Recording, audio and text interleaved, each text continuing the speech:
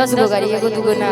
अच्छा तहरा खातिर हम भाड़ा पर लेके आ जाएगी 11 गाड़ी। भाड़ा पे ना चाहिए तो गरीब आदमी है तो क्या करें, हमको रुपया जी समझती हैं। जौन माहौल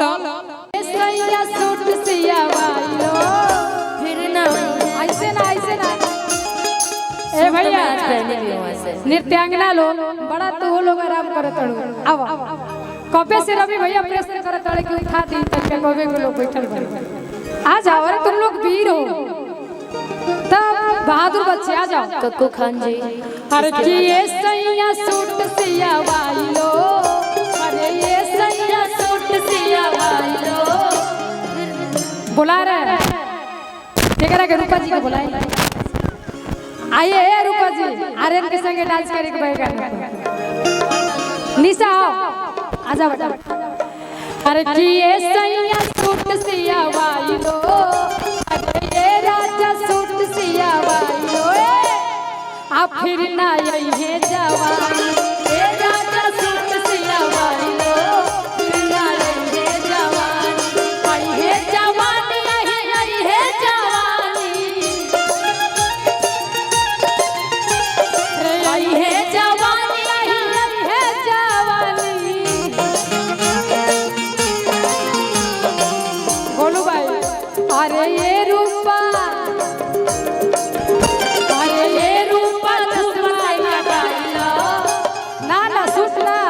अरे ये रूपा चश्मा लगाइलो, लेकिन रूपा पे धूपा सेट कर रहा था। हाँ वो तो ठीक बा। ये रूपा धूपा से कबाइला फिर न वही है जवानी, ये रूपा सूट से आवाइलो फिर ना वही है जवानी।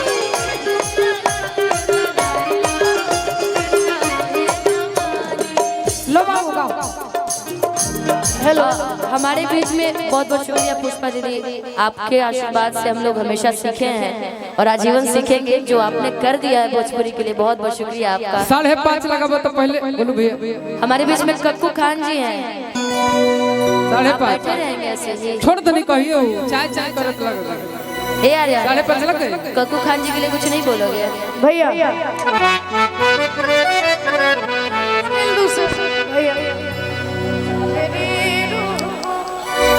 अरे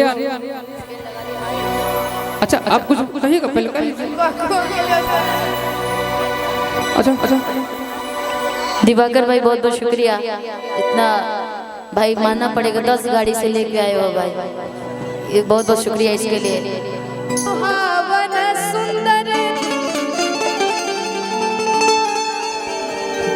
हे राजा जी हे राजा जी हे राजा जी एक करे तोरा जरूरत मूरत खूब सूरत हो, हे राजा जी एक करे तोरा जरूरत मूरत ईसन मनोहर मंगल मूरत सुहावन सुंदर सूरत सुहावन सुंदर सूरत हो, ईसन मनोहर मंगल मूरत सुहावन सुंदर सूरत सुहावन सुंदर सूरत हो।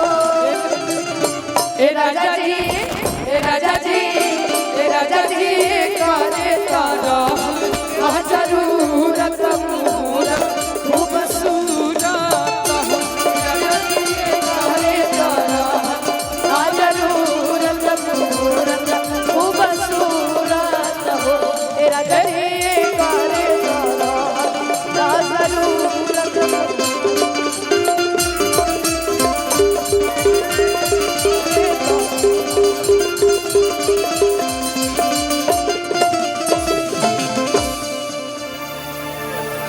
हेलो मंच को खाली किया जाए दोस्तों। हेलो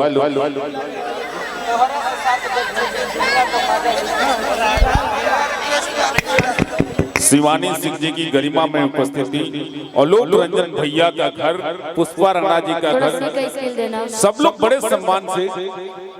आर्गन वाले भाई थोड़ा सी का स्केल देना, मंच को व्यवस्थित खाली किया जाए। हेलो